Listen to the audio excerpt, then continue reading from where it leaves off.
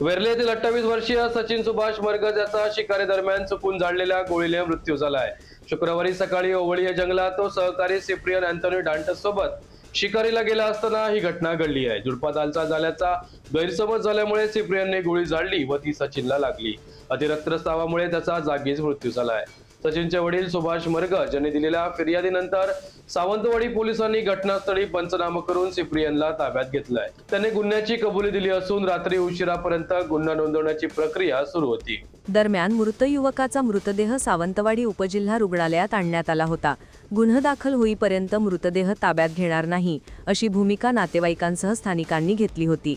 मात्र रात्री उशिरापर्यंत पोलिसांकडून घटनास्थळावर तपास सुरू होता। त्यानंतर गुन्हा दाखल करण्याची प्रक्रिया रात्री उशिरापर्यंत सुरू होती। याबाबत पोलिसांनी दिलेल्या माहितीनुसार सचिन मरगज व सिप्रियन डँटस हे शुक्रवारी सकाळी ओवळीये येथे शिकारीला गेले होते। सिप्रियन हा बंदूक घेऊन शिकारीच्या उद्देशाने उभा होता, तर सचिन हा जंगलात हाकारा देण्यासाठी गेला होता। त्याच दरम्यान समोर झुडपामध्ये हालचाल झाल्याचे दिसून आल्याने सिप्रियन याने त्या दिशेने गोळी झाडली। यावेळी काही लांडोर पक्षी उडून बाजूला गेले व त्याचवेळी आई ग अशी किंचाळी ऐकू आली। त्यामुळे सिप्रियन याने त्या ठिकाणी धाव घेतली असता सचिन मरगजच्या शरीरात गोळ्या शरे घुसल्याने तो रक्तमंबाळ अवस्थेत कोसळलेला दिसून आला। त्याच्या तोंडावर तसेच छातीत शरे घुसले होते। यात अतिरक्तस्राव झाल्यामुळे त्याचा दुर्दैवी मृत्यू झाला। या शुक्रवारी सकाळी 9:30 ते 11च्या सुमारास ही घटना घडली।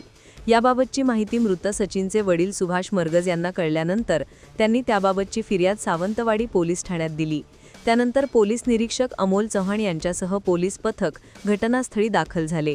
त्यांनी घटनास्थळाचा पंचनामा केला व मृत सचिनचे शव उत्तरीय तपासणीसाठी उपजिल्हा रुग्णालयात आणण्यात आले। दरम्यान पोलिसांनी सिप्रियन याला चौकशीसाठी ताब्यात घेत त्याच्याकडून कसून चौकशी केली। सायंकाळी उशिरा पोलीस त्याला घेऊन पुन्हा घटनास्थळी रवाना झाले। सायंकाळी उशिरा अपर पोलीस अधीक्षक नयोमी साटम यांनी घटनास्थळी भेट देत आढावा घेतला। फॉरेन्सिक टीम देखील घटनास्थळी दाखल झाली होती। त्यांनी घटनास्थळावरचे रक्ताचे नमुने तसेच इतर नमुने ताब्यात घेतले। यावेळी पोलीस निरीक्षक अमोल चव्हाण तसेच उपविभागीय पोलीस अधिकारी विनोद कांबळे यांच्यासह पोलीस अधिकारी व कर्मचारी उपस्थित होते।